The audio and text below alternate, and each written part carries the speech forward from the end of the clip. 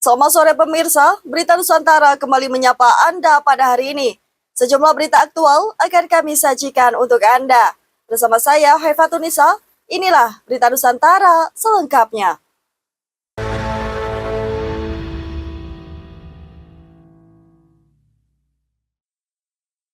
Informasi yang pertama pemirsa, ratusan pemanah usia dini hingga dewasa ikuti kejuaraan panahan tingkat nasional di Tegal. Sebanyak 250 pemanah dari usia 9 tahun hingga dewasa mengikuti kejuaraan panahan archery turnamen memperebutkan Piala Damdim 0712 Tegal di halaman markas Kodim setempat Sabtu siang. Lomba dibagi dalam 3 kelas, yakni usia dini, remaja, dan dewasa. Penilaian lomba didasarkan pada perolehan skor pada masing-masing jarak, mulai dari 5 meter, 10 meter, 15 meter, hingga 30 meter. Para peserta yang datang dari berbagai kota seperti Pekalongan, Semarang, Solo, dan Surabaya nampak antusias mengikuti lomba, meski di bawah terik matahari yang cukup menyengat. Panahan itu adalah yang pertama kita pakai jarak ya. Nah, kemudian di masing-masing jarak kategori itu kita nilai skor tertinggi. Skor terendah dari mulai 5, 6, 7, 8, 9, 10. Ini di total sesi itu yang menentukan juaranya. Berarti masing-masing kelas sama penilaiannya? Sama semua. Yang membedakan hanya jaraknya. Jarak paling dekat ada 5 meter, 10 meter, 20 meter, 25 meter, dan 30 meter. Kejuaraan ini diharapkan dapat mencetak bibit atlet panahan yang kelak akan tampil di kejuaraan tingkat nasional dan dunia. Selain itu, ajang ini sekaligus untuk membentuk generasi tangguh dan berkarakter. Kita menyelenggarakan kegiatan dan dimkap panahan yang diikuti oleh beberapa atlet ataupun penghobi panahan. Ada yang mungkin dari dalam kota Tegal, Kabupaten Tegal, dan mungkin di luar sampai di Surabaya juga ada, Jawa Timur, termasuk juga Bogor. Tentunya maksud dan tujuannya ya kita mencari bibit, dan pada umumnya adalah kita ingin membentuk karakter anak-anak dengan baik. Ini kan ada yang dari anak-anak usia ini ya, membangun karakter agar mereka itu mempunyai keyakinan mungkin di dalam sekolah, kemudian dalam nanti menatap masa depan. Selain mendapatkan trofi tetap Dandim Tegal, para juara juga akan mendapatkan uang pembinaan. Kuncoro Wijayanto, Java TV, melaporkan. Kita beralih ke informasi selanjutnya. Pemerintah Jerman mengingatkan Israel yang berpotensi mendapatkan isolasi internasional imbas konfliknya dengan Palestina. Dalam keterangannya pada Kamis 31 Juli lalu, Wadapul menegaskan bahwa semakin Israel melakukan aneksasi negara Palestina, maka semakin banyak negara, termasuk Eropa, akan mengakui kedaulatan Palestina. Adapun pernyataan tersebut muncul di tengah upaya meningkatnya kekhawatiran terhadap arah kebijakan pemerintah Israel. Diketahui, koalisi Perdana Menteri Israel, Benjamin Netanyahu, mencakup 2 partai sayap kanan ekstrim yang menyerukan penaklukan Gaza, serta pendirian pemukiman Yahudi di tanah Israel.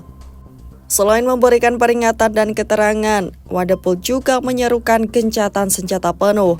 Ia menilai bahwa jeda pertempuran harian tidak lagi relevan dalam situasi ini. Java TV melaporkan. Kabar berikutnya pemirsa, Kemendagri berikan himbauan agar mengibarkan bendera merah putih secara serentak. Hal tersebut disampaikan oleh Direktur Jenderal Politik dan Pemerintahan Umum atau Polpum Bahtiar. Dalam keterangannya, Bahtiar menegaskan bahwa pengibaran bendera merah putih merupakan wujud penghormatan terhadap jasa pahlawan serta untuk menggelorakan semangat nasionalisme. Ia juga meminta kepada jajaran Forkompimda, Forkompimjam, serta Kesbangpol di daerah untuk mengingatkan hal tersebut. Selain himbauan pengibaran, Bahtiar juga mendorong Kesbangpol untuk melanjutkan pembagian 10 juta bendera merah putih yang telah berjalan di tahun 2022. Sebagai tambahan informasi, gerakan ini sebelumnya tercatat meraih penghargaan dari Museum Rekor Dunia Indonesia atas pembagian bendera merah putih terbanyak senasional. Java TV melaporkan. Kabar berikutnya, Satgas Polri telah menetapkan 3 tersangka dalam kasus beras oplosan di PT Food Station. Hal tersebut dibenarkan oleh Ketua Satgas Pangan Polri, Brigjen Helvi Assegaf, dalam konferensi pers pada Jumat 1 Agustus di Bareskrim Polri. Helvi menyebut, tindak pelanggaran tersebut ditemukan di sejumlah merek hasil produksi beras PT Food Station. Helvi mengatakan bahwa dari hasil penyidikan, para penyidik telah menemukan bukti sehingga dapat menetapkan 3 orang karyawan PT tersebut sebagai tersangka. Helvi mengatakan, ketiga tersangka tersebut merupakan petinggi perusahaan, yakni inisial G sebagai Direktur Utama, inisial RL sebagai Direktur Operasional, dan inisial RP sebagai Kepala Seksi Quality Control PT Food Station. Helvi mengatakan bahwa dari kasus ini, ketiga tersangka diduga telah melakukan tindak pidana perlindungan konsumen, yaitu menjual beras yang tidak sesuai standar yang berlaku. Java TV melaporkan. Selanjutnya, mantan sekretaris Desa Betet gelar pertunjukan wayang kulit semalam suntuk. Pagelaran wayang kulit semalam suntuk dengan lakon Wahyu Katentraman yang digelar oleh Supriyadi selaku tokoh masyarakat Desa Betet yang dulu menjabat sebagai sekretaris desa telah berhasil menghibur para masyarakat di desanya. Acara tersebut merupakan suatu rangkaian kegiatan untuk memperingati berdirinya Musola Al-Ikhlas, juga tasyakuran atas keberhasilan putra dan putrinya yang telah lolos dari Institut Pemerintahan Dalam Negeri. Acara digelar di depan Musola Al-Ikhlas. Beberapa rangkaian acara telah berhasil dilaksanakan, mulai dari santunan anak yatim piatu, membagikan sembako berupa beras kepada 150 kaum duafa, juga memberikan penyerahan 1 unit mobil yang diserahkan langsung oleh Supriyadi kepada wakil tokoh masyarakat. Mobil tersebut telah diberikan kepada warganya, bertujuan untuk mendukung aktivitas para warga. Selain itu, untuk biaya operasional mulai dari sopir, bahan bakar minyak, dan lain sebagainya telah ditanggung sendiri oleh Supriyadi. Supriyadi menuturkan bahwa acara ini merupakan sebuah rasa syukur kepada Allah Ta'ala, serta berdirinya Musola Al-Ikhlas juga bersyukur karena anaknya telah berhasil dan lolos di IPDN. Selain itu, tujuan diadakan acara ini untuk saling berbagi dan rasa kepedulian kepada masyarakat supaya bisa meringankan beban masyarakat. Agenda malam ini intinya ya hanya rasa bersyukur aja. Kita 2 tahun berdirinya Musola Al-Ikhlas dan kedua anak saya sudah kerja semua, alhamdulillah masih PTN semua, jadi kuliah tanpa biaya dan biaya negara, jadi kita hanya tinggal rasa bersyukur aja. Rangkaian acara kemarin kita ada santunan anak yatim. Dari nanti ada membagikan sembako 150 untuk kaum duafa. Jadi langsung wayangan. Oh yang habis itu langsung kendaraan kita untuk pelayanan menjadi warga Betet. Ya kita hanya berbagi, jadi meringankan beban masyarakat Betet saja. Dengan diadakannya acara ini, Supriyadi berharap agar bisa meringankan beban masyarakat, juga saling membantu jika warganya ada yang membutuhkan. Yohanes Alberto, Java TV, melaporkan. Kita beralih ke berita selanjutnya. Istana Negara berencana akan mengurangi jumlah undangan untuk pejabat yang akan menghadiri upacara 17 Agustus di Istana Negara. Dalam keterangannya pada Jumat 1 Agustus lalu di Istana Kepresidenan Jakarta, juri mengatakan bahwa dari sekitar 8.000 jumlah kursi, 80%-nya ditujukan untuk masyarakat umum. Hal ini merupakan tindak lanjut dari arahan Presiden Prabowo Subianto. Juri menyebut bahwa panitia HUT ke-80 tahun ini akan mengurangi jumlah undangan bagi para pejabat negara. Ia berpendapat bahwa keputusan ini sesuai dengan keinginan Prabowo agar HUT RI dapat dirasakan oleh rakyat. Juri menyampaikan untuk pendaftaran bagi masyarakat umum yang akan berpartisipasi di acara 17 Agustus telah dibuka pada 4 Agustus kemarin. Juri mengatakan bahwa pemerintah memberikan hadiah berupa tarif khusus besar Rp80 untuk transportasi umum. Selain itu, perayaan HUT RI juga akan dimeriahkan diskon belanja nasional hingga 80%. Java TV melaporkan. Sekjen ASEAN sebut bergabungnya Timor Leste akan memperkuat komitmen perdamaian kawasan. Hal tersebut disampaikan oleh KO dalam sambutannya saat berada di Sekretariat ASEAN, Jakarta, Jumat 1 Agustus lalu. Dalam sambutannya, KO mengatakan bahwa ASEAN sangat menyambut hangat warisan budaya yang unik dan beragam perspektif yang dibawa oleh Timor Leste, yang nantinya akan memperdalam kekayaan regional ASEAN, serta menambah keberagaman ASEAN. KO berpendapat bahwa ASEAN akan meneguhkan kembali semangat persatuan dalam keberagaman yang merupakan inti dari komunitas ASEAN dengan merangkul Timor Leste.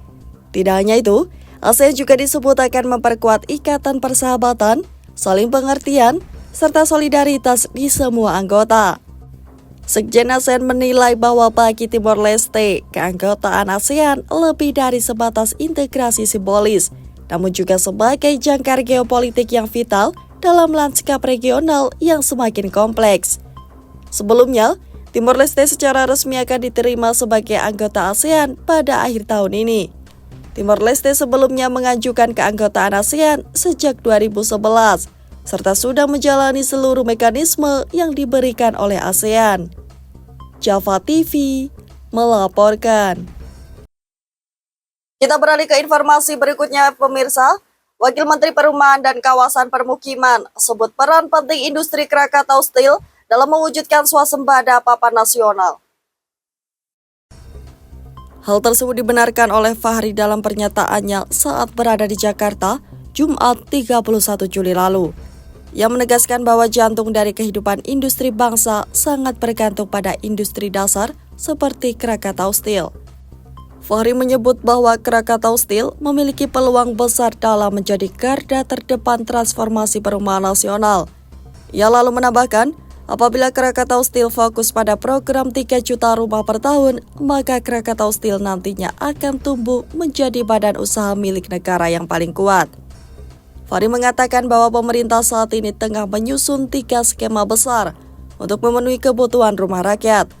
Pertama dengan renovasi rumah tak layak huni, kedua dengan pengembangan kawasan dengan alokasi dana 20 hingga 22 miliar rupiah di tiap kawasan. Ketiga, dengan pembangunan vertikal di kawasan perkotaan padat penduduk. Fahri mendorong agar Krakatau Steel segera membangun percontohan besar rumah-rumah rakyat berbasis teknologi baja dan sanitasi sehat. Java TV melaporkan. Kabar selanjutnya, Seskap ungkap bahwa Presiden Prabowo mendorong agar bandara internasional dibuka di daerah-daerah. Melalui keterangan Teddy, Prabowo di hadapan sejumlah menterinya menjelaskan dengan adanya bandar udara internasional, nantinya diharapkan akan mendukung percepatan perputaran ekonomi dan pariwisata daerah. Keterangan tersebut dibagikan oleh Teddy saat berada di Jakarta pada Jumat 1 Agustus lalu. Dalam rapat Presiden juga menekankan pentingnya percepatan pembangunan infrastruktur untuk transportasi udara yang nanti akan berkontribusi terhadap peningkatan konektivitas daerah. Diketahui Prabowo menggelar rapat terbatas secara hybrid melalui sambungan video serta secara langsung dari Hambalang pada Jumat 1 Agustus yang lalu. Dalam rapat, Prabowo menerima laporan dari sejumlah menteri sekaligus memonitor pelaksanaan program prioritas pemerintah. Java TV melaporkan. Informasi terakhir pemirsa, akibat pendangkalan alur muara, nelayan di Tegal tak bisa pergi melaut. Belasan nelayan bergotong royong mengeruk pasir yang menyebabkan pendangkalan di muara Kali Bacin, Tegal Sari, Kota Tegal, Jawa Tengah, Sabtu pagi. Pengerukan dilakukan secara manual karena para nelayan tak mampu menyewa alat berat. Menurut nelayan, pendangkalan ini sudah terjadi bertahun-tahun. Hal ini mengganggu aktivitas keluar masuk kapal nelayan. Para nelayan kerap tidak bisa melaut lantaran kapalnya kandas dan rusak. Nggak bisa masuk karena pasirnya sini semua ini.